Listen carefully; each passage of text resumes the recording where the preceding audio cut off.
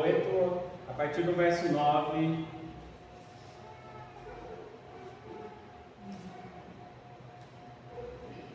Diz assim a palavra do Senhor nesta noite: Enfurecei-vos, ó povos, e sereis despedaçados. Dai ouvidos todos os que sois desse país longínquo. Cingi-vos e sereis despedaçados. Cingi-vos e sereis despedaçados. Forjai projetos, e eles serão frustrados. Dai ordens, e elas não serão cumpridas, porque Deus é conosco. Porque assim o Senhor me disse, tendo forte a mão sobre mim, e me advertiu que não andasse pelo caminho deste povo, dizendo: não chameis conjuração a tudo quanto este povo chama conjuração. Não temais o que ele teme, nem tomeis isso por temível. Ao Senhor dos exércitos, a Ele santificai. Seja Ele o vosso temor, seja Ele o vosso espanto. Ele vos será santuário, mas será pedra de tropeço e rocha de ofensa às duas casas de Israel, laço e armadilha aos moradores de Jerusalém. Muitos dentre eles tropeçarão e cairão, serão quebrantados, enlaçados e presos. Resguardo o testemunho, sela ali no coração dos meus discípulos. Esperarei no Senhor, que esconde o seu rosto na casa de Jacó, e a Ele aguardarei. Eis-me aqui, e os filhos que o Senhor me deu, para sinais e para maravilhas em Israel, da parte do Senhor dos exércitos, que habita no monte Sião. Até aqui, meus irmãos. Vamos orar mais uma vez? Senhor, nós lemos e cantamos que encontramos em Ti descanso, que encontramos em Ti esperança, que encontramos em Ti um lugar seguro. E nós estamos diante da Sua palavra, que alimenta a nossa alma, que traz tranquilidade aos dias corridos e conturbados. Que o Senhor possa falar aos nossos corações, que o Senhor possa nos transformar e que possamos sair diferente de como entramos nessa noite. Em nome de Jesus, amém.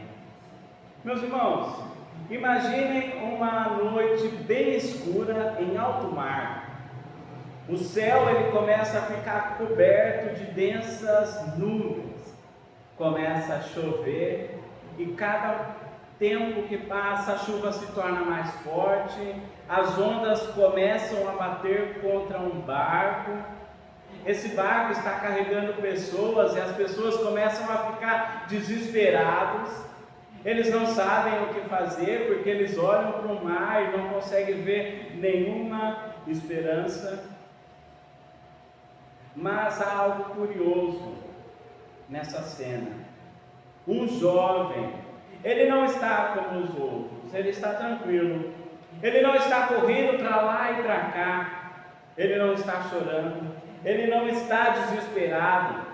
E alguém chega para ele e pergunta: por que você não está com medo? E o menino responde: Senhor, eu não estou com medo, porque eu sei quem está pilotando o barco. A tempestade, ela não parava, meus irmãos. O vento continuava cada vez mais forte, mas esse jovem continuava confiando no seu pai, que estava controlando e guiando aquele barco. E quando nós lemos Isaías capítulo 8, nós encontramos um rei, um reino que está vivendo em meio a uma tempestade. Nós vimos no capítulo 7 que o rei Acaz ele está sob pressão. A casa de Davi está sob ataque. O reino do norte se ajunta com o sírio, com o rei Peca, e ali eles formam uma coalização para ir lutar contra os assírios, só que eles pressionam Acaz para fazer uma aliança. E se Acaz não fizesse essa aliança, eles iam invadir Judá. Acaz ele não faz aliança.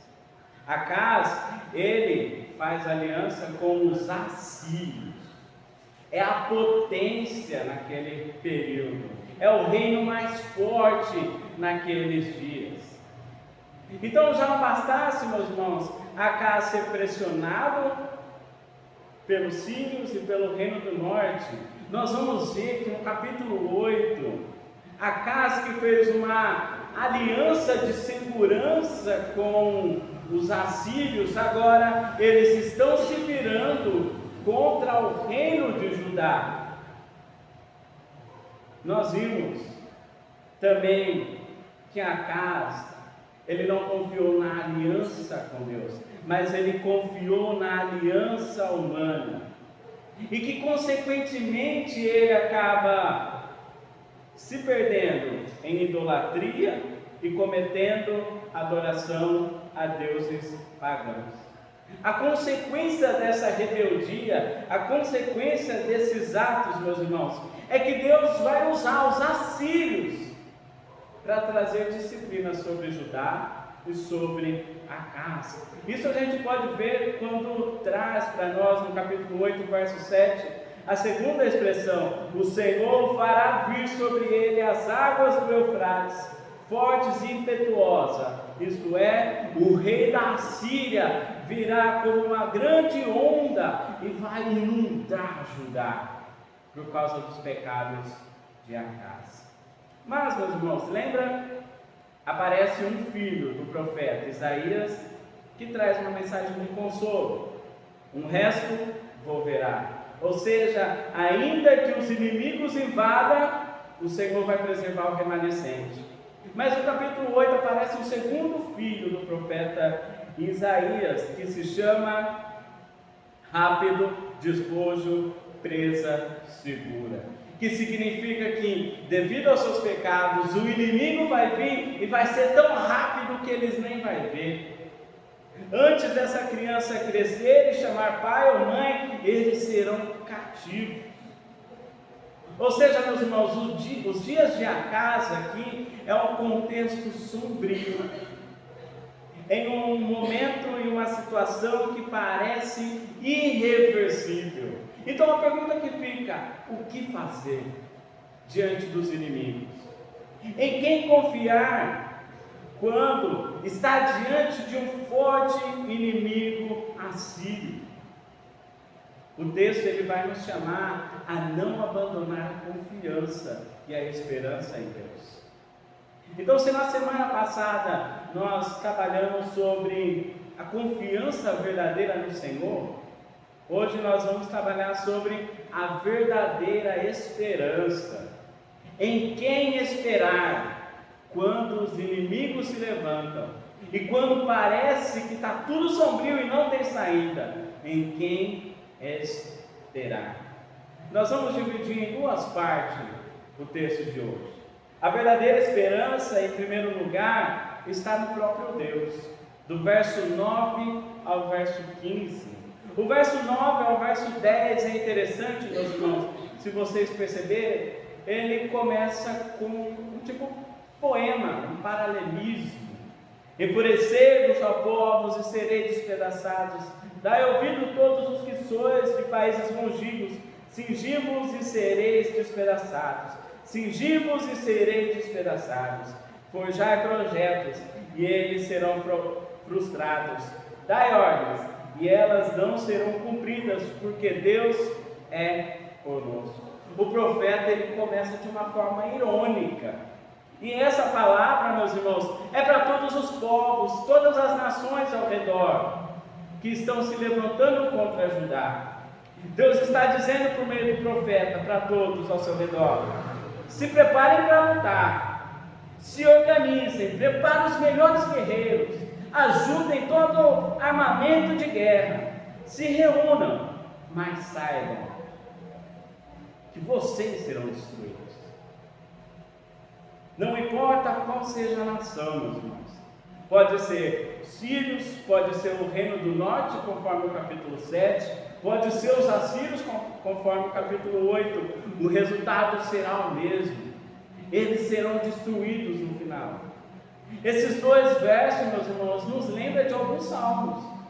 Por exemplo, o Salmo 2, ele vai dizer que nações se levantam e se enfurecem contra o ungido do Senhor.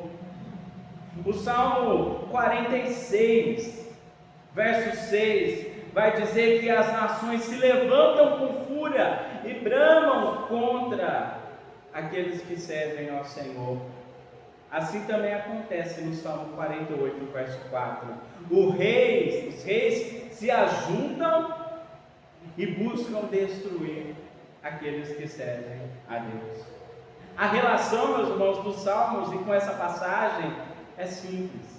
É que as nações, os inimigos, sempre vão se levantar contra a casa de Judá. Eles estão se levantando contra os descendentes da mulher. Então, em primeiro lugar, os inimigos se levantam contra aqueles que vêm da descendência da mulher, que é Cristo Jesus.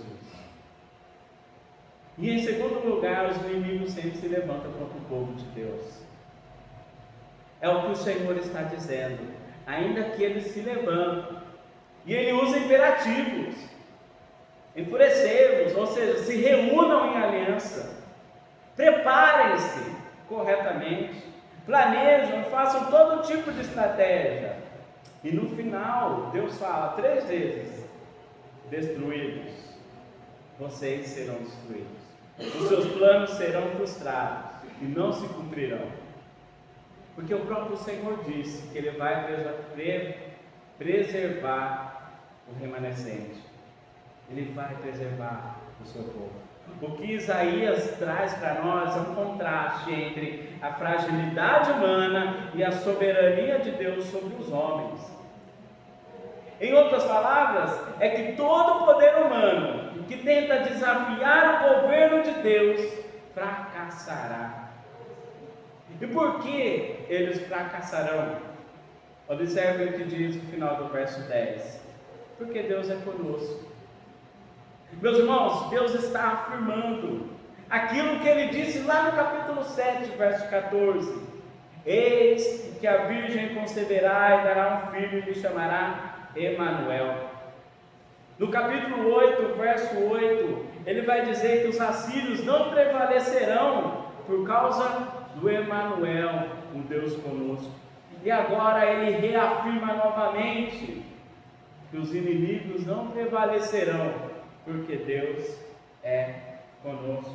É essa afirmação que Deus traz diante de todos. Novamente, não importa quem seja o inimigo, não importa qual seja o império que se levante, não importa quantas nações se reúnam para ir contra o povo do Senhor, o resultado será o mesmo: frustrados serão. Mas lembra do Salmo 2, 46 e 48? Ele não somente aponta essa ação das nações se levantando, mas também traz um outro paralelo com essa passagem. O Salmo 2, ele fala do Deus que governa sobre as nações, e bem-aventurados aqueles que nele se refugiam. O Salmo 46 diz que Deus é refúgio e fortaleza, mas ele também mostra em 2 versos que Deus é conosco, mostrando que aqueles que se refugiam no Senhor encontram lugar seguro. E o Salmo 48 também nos mostra esse paralelo, que Deus se faz conhecer como lugar de refúgio, porque Deus habita em Sião, Deus habita com o seu povo. Portanto, a mensagem que está sendo dita por Isaías aqui é um chamado à confiança e à esperança no próprio Deus e não nas nações. Por conta disso, vemos no verso 11 ao verso 15, Deus falando para Isaías se distanciar daqueles que buscam refúgio em outro local e não no Senhor. Observe o verso 11 e o verso 12. O Senhor diz para Isaías: não pensem e não sigam o caminho dessas pessoas, confiando no poder militar e financeiro dos reis deste mundo. Não temas o que eles temam, mas temam ao Senhor dos Exércitos. Percebam, meus irmãos, que ainda que os reis tenham um grande e forte poder militar, Isaías traz uma expressão aqui: ao Senhor dos Exércitos devemos temer. Essa expressão mostra que o Senhor é o Todo-Poderoso, que o Senhor é o Onipotente, que o Senhor é o Rei dos Reis e Senhor dos Senhores. A Ele devemos santificar e não temer. Esse é um chamado, meus irmãos, que Isaías recebe do Senhor, no qual, enquanto muitos buscam um objeto de confiança e segurança que não é o próprio Deus, aqui Isaías mostra que o objeto de temor e de santificação é ao Senhor dos Exércitos, e não no governo humano. Então Deus dá essas duas ordens: a Ele santificar. Em outras palavras, reconheça a Deus como santo, reconheça a sua majestade, considere-o acima de todos. Mas ele também fala: temam. Isso também mostra submissão. Submeta-se ao senhorio do Senhor, submeta à grandeza desse poderoso Deus. São essas duas ordens que Isaías recebe do próprio Senhor, e essas duas ordens que nós recebemos, enquanto as pessoas buscam temer e ter medo do que vai ser, principalmente nesse período político, do que vai ser ano que vem, o Senhor nos chama a temer ao Senhor em primeiro lugar, a prestar adoração a somente um Senhor. E qual que é o resultado dessas ações? Observe o verso 14: Ele vos será santuário. Ou seja, observe, Deus não será apenas refúgio seguro e fortaleza no dia da angústia, mas será um lugar santo, será onde Deus vai habitar. Deus vai habitar no meio do seu povo, um Deus santo que ora vinha se manifestar no templo, que vinha manifestar no tabernáculo, porque o seu povo vai buscar confiar no Senhor. Ele vai se manifestar no meio do seu povo, ele vai estar com o seu povo. Essa é uma palavra consoladora, mas também encorajadora. Porque saber, meus irmãos, que Deus, mesmo sabendo a nossa pequenez, a nossa limitação, as nossas falhas, Ele vem habitar no meio do seu povo. Ele vem habitar em nós por meio do Espírito Santo. Só que observem, esse texto não somente traz consolo, mas também aponta o juízo. Porque ele vai dizer: Ele vos será para o santuário, mas será pedra de tropeço e rocha de ofensa. Para aqueles que não buscam o Senhor, para aqueles que não creem no Senhor, tropeçarão nos seus próprios caminhos. Aqueles que rejeitam a Cristo, um dia estarão diante da presença do Senhor e receberão o juízo e o castigo eterno. Mas aqueles que têm a sua vida em Cristo Jesus encontrarão o gozo e o descanso por toda a eternidade. Mas o que isso nos ensina também, meus irmãos? Eu quero destacar uma lição. Nós tememos muita coisa no dia a dia. Nós tememos a morte, tememos a solidão, temos medo de perder o controle da vida, das situações, medo de não conseguir alcançar os objetivos, medo da enfermidade, medo do amanhã. Entenda, o texto não está dizendo que não vamos sentir medo, mas o texto está dizendo para não deixar o medo controlar a nossa vida. Diferente dos incrédulos que se desesperam Nós que temos um Senhor, que sabemos de um Deus que governa e controla todas as coisas, devemos confiar, devemos demonstrar a esperança dia após dia dos livramentos do Senhor. O texto nos ensina para não deixar as ameaças e as circunstâncias ocuparem o lugar que pertence somente ao Senhor. Por isso, faça a seguinte avaliação: o que tira o seu sono? O que mais ocupa os seus pensamentos? O que produz ansiedade em você? Dependendo da sua resposta, esse é o seu Deus, esse é o seu Deus. E dependendo da sua resposta, não é o Deus que se manifesta na Escritura, que se revela por meio da sua palavra. Essa é a primeira lição que encontramos no texto. A verdadeira esperança está no próprio Deus, na presença do próprio Deus. E em segundo lugar, a verdadeira esperança, ela espera no Senhor. Parece redundante, né? Mas não. Porque espera não é uma atitude passiva. Espera é uma atitude ativa. Veja comigo. Aqueles que esperam no Senhor se apegam na palavra de Deus. Diz o verso 16: resguarda o testemunho, sela a lei no coração dos meus discípulos. Depois de mostrar que Deus é o único objeto da confiança de Isaías e do povo, o Senhor continua falando a seguinte ordem para Isaías: resguarda o testemunho. Ou seja, guarde, preserve no seu coração a minha palavra. E que palavra é essa? É aquilo que ele diz no capítulo 7, que Deus não abandonaria a casa de Davi, porque o Emanuel viria para trazer livramento.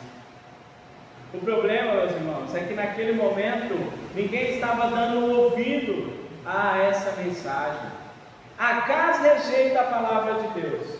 Os líderes estavam ignorando a advertência do profeta. O povo estava depositando toda a sua confiança na aliança política e nas estratégias humanas. Contudo, a incredulidade da maioria não anula a verdade da palavra de Deus. Por isso que Deus fala para Isaías: guarde a palavra do Senhor no seu coração, sela a lei do Senhor no seu coração.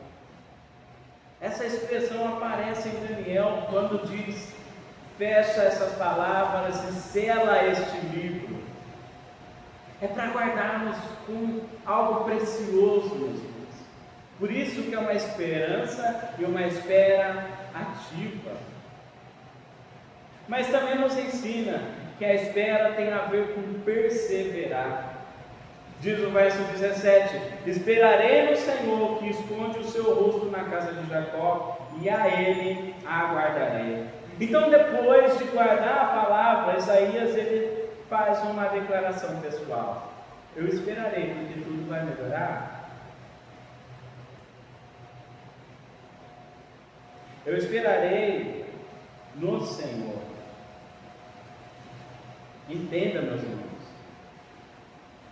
essa diferença que traz. Às vezes a gente fica: vai melhorar, vai melhorar, vai melhorar, vai melhorar, vai melhorar. Nunca melhora. Mas o Isaías mostra aqui que eu esperarei no Senhor. A situação ainda continua difícil e vai continuar difícil. O juízo vai alcançar Judá. A Assíria continua sendo uma ameaça real. Mas Isaías reconhece que o Senhor vai fazer livramento.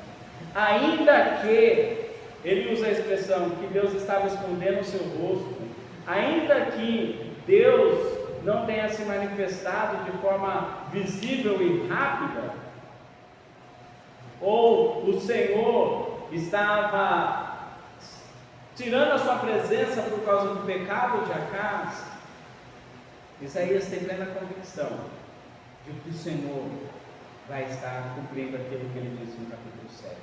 Ele vai preservar os remanescentes. Essa é a essência da esperança, meus irmãos. Esperar quando tudo não está claro. Porque quando tudo vai bem é fácil, né, irmão Luiz? A gente conversa sobre isso. Quando tudo vai bem é fácil esperar, é fácil confiar.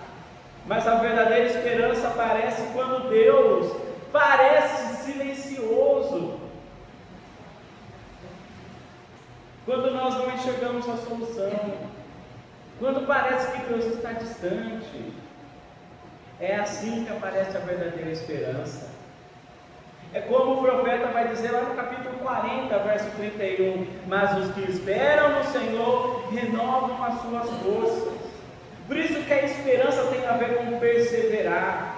Porque aqueles que esperam no Senhor, mesmo que cansado, mesmo que rastejando, mesmo que doendo, têm as suas forças renovadas. Mas entenda, Isaías ele consegue perseverar e vai conseguir perseverar porque é o próprio Senhor que o sustenta por meio da sua palavra e da sua presença. Por isso que em terceiro lugar, a consequência dessa esperativa tem a ver com esperar e testemunhar com fidelidade aquilo que nós professamos. O verso 18 ele é interessante, porque vai dizer: eis-me aqui, e os filhos que o Senhor me deu para sinais e para maravilhas em Israel, da parte do Senhor dos exércitos, que habita no monte Sião. O que o Isaías está dizendo aqui? Senhor, enquanto o Senhor me guarda, enquanto o Senhor me sustenta, todos vão ver que eu vou permanecer fiel, mesmo que não esteja tudo claro. Isaías está dizendo, meus irmãos, que ele vai testemunhar com fidelidade o Deus que ele serve. E tem tudo a ver com o nome dele e o nome dos filhos. Isaías significa Deus salva, um filho, o resto moverá, significa que vai permanecer, o remanescente, e o segundo filho, rápido, despojo, presa segura, significa que o juízo virá, mas que o Senhor ainda estará com os seus.